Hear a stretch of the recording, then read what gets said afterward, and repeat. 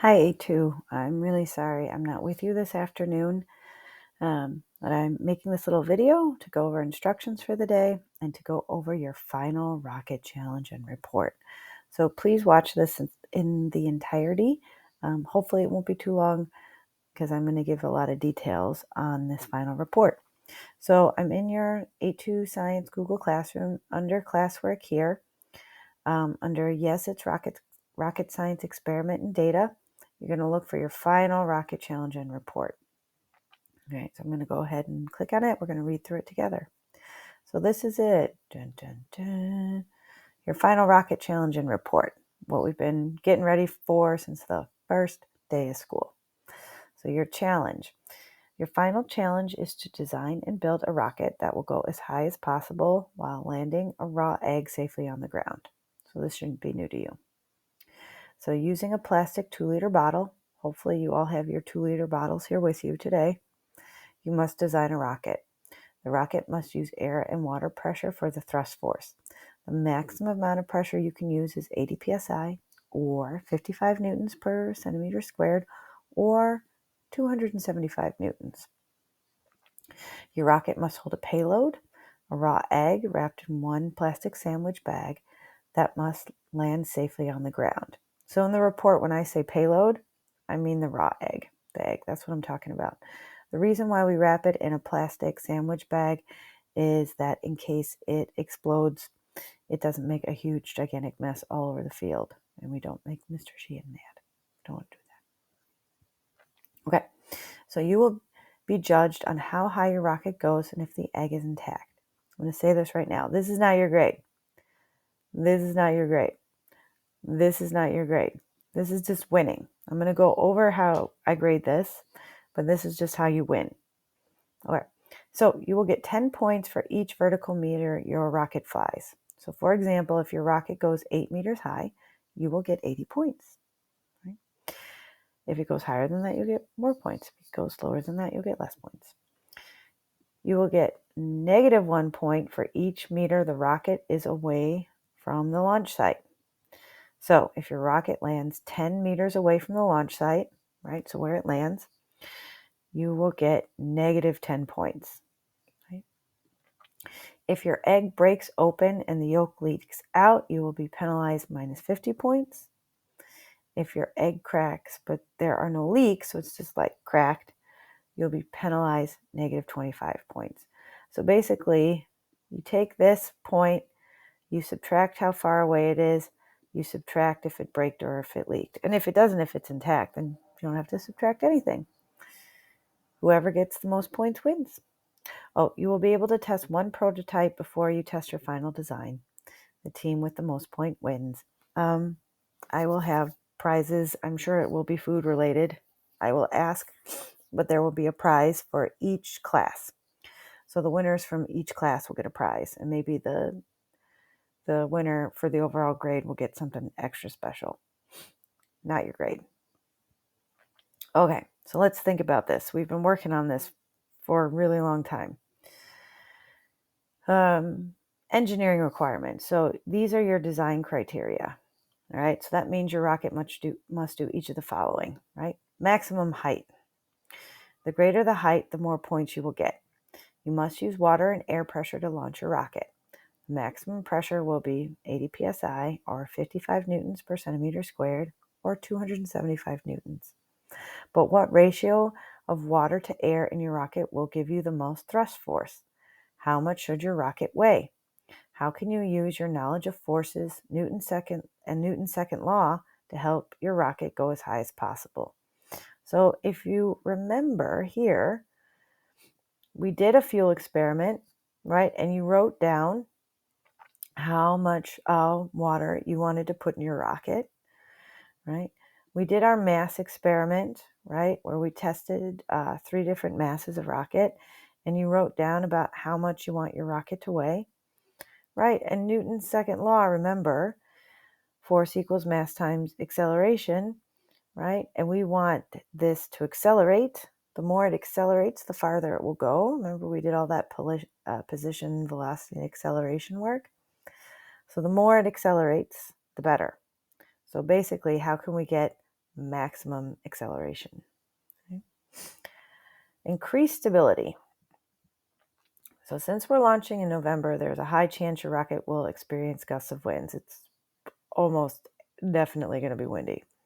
The straighter your flight path, the higher your rocket can go. I think we've all seen this when we did our stability challenge. How can you apply what you know about the center of gravity and the center of pressure to make a stable rocket, right? So remember, we did that experiment too, right? Rocket stability. Remember where we tested different designs, right? And we learned about the center of gravity and center of pressure. And that for a stable flight path, the center of pressure should be below the center of gravity. So there should be more surface area on the bottom, and it should be weighted more at the top, right? That gave some of the really nicest flight paths that we saw. All right, decrease impact. You must land your payload raw egg safely on the ground. How can you apply Newton's first law to decrease the impact force on the egg? So the very first week part of school, right? We did our egg drop. What designs worked well, right? What designs will work well for your rocket? Parachutes, right? What are those unbalanced forces? On the way down, how do we want to increase drag so we can slow this egg down so we can decrease the force of the impact? We got to think about that. So really look back on these tests if you're stuck or if you need ideas, because that's why we did those. All right, now your rocket final report. This is your grade. This is what I'm grading. This is your grade. Like, this is your grade. Whatever you get on this assignment is your grade for this unit. So this is your final project assessment and grade for your rocket science unit. You will work with a partner to design and build your rocket, but you must complete your own report. You can only share sketches and photos of your builds. So that means all the writing you have to do yourself. There are many parts to this assignment, so make sure to read this carefully and refer back to it often. So it would be really easy to skip parts. I think the biggest reason why people lose a lot of points is they just forget to do something, and that's a 0. This report is a scientific report, which means it should be complete, organized, and professional. This is your best work. This is it. This is it. This is your best work. Everything we've done up to this has been practice. We've just been practicing. This is it. This is game time right here, right? So you're trying to impress me. You want to show off all the hard work you've done, everything you do. You want to impress me. So take your time and make sure everything is done well, right? And you can always, always, always ask for help. Your report is due no later than Tuesday, November 30th at 5 p.m. All right, so what's in this report? No surprises here, right? Iterative design, right? So that was when we did the egg drop, remember that right there? And when we did the rocket stability, when you had to do prototype, when you had to sketch and things, that's what we're doing here, right? So you're going to do a well-labeled sketch of what you think you're going to build. You're going to put it here. Annotated photo of what you actually built, okay? Mass of the rocket without water. Mass of payload only if it detaches from the rocket. So if your payload, so the egg, is attached to your rocket and it doesn't come off, you don't need to fill this out. But if it detaches from your rocket, like on the way down, you want it to separate from your rocket, which is cool. You need to weigh that separately. Amount of water in your rocket and the surface area of your parachute if you have one. Okay? So all of these need to be filled out before our first, before the launch. Okay, so that needs to be done. The date of the launch, I'm checking the weather. I'll let you know that on Thursday. So test 1. After this, so this is, you can't fill out these questions till after the launch, right? So there's a series of questions. I'm not going to read them now because you can read, right? And then an evaluate 1. Remember, we're being specific and we're using data, right? Specific and data. Data. Okay? Then, okay, so this was like our first prototype launch just to test it out. Okay, then we're going to get ready for our final launch. So plan 2, prototype 2, the same data, right? Then we have final predictions, right?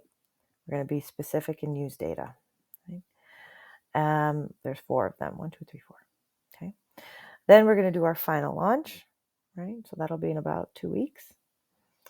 And we have our final data and analysis. How high did your rocket go, right? You're going to need to calculate that. How close to the launch site did your rocket land?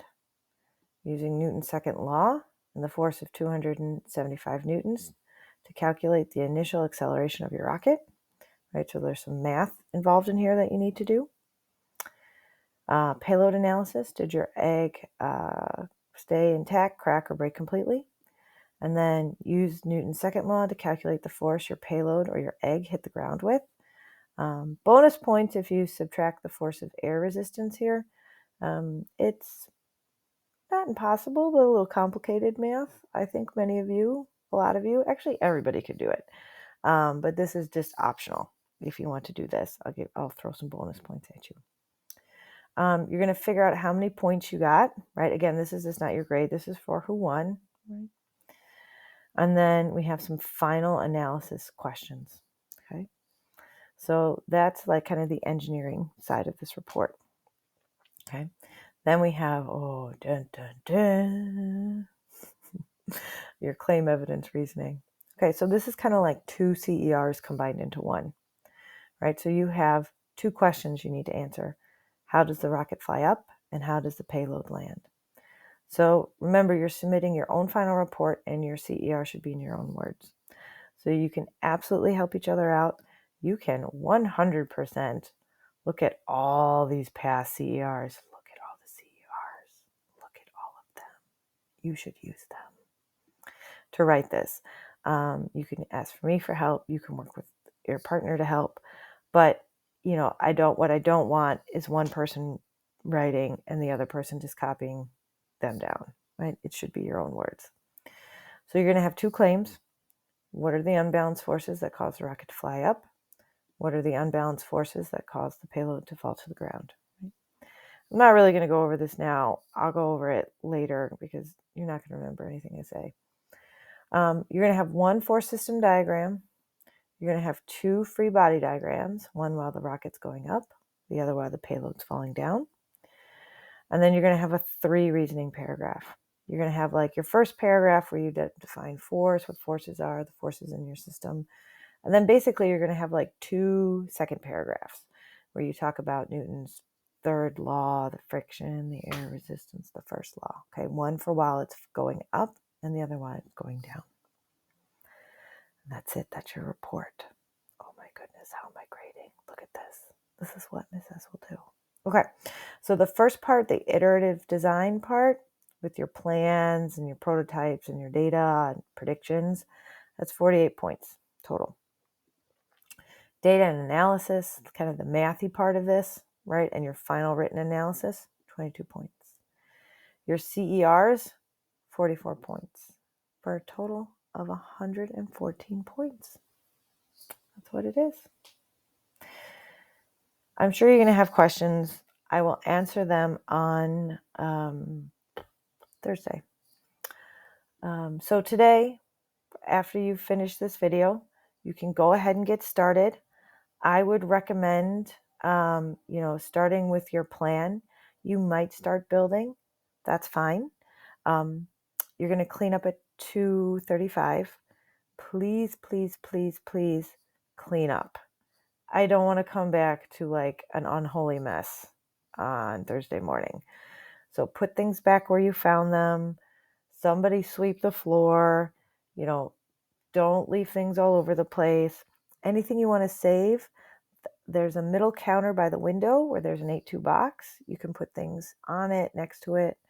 There's a garbage bag that has the rocket bottles, just the 2-liter bottles. We'll store those in there. Be good people. Be nice to the sub. Be nice to everyone. Just be nice. You should just be nice all the time. All right, my lovelies. I will see you on Thursday. This was long. I'm going to stop talking now. Okay, bye.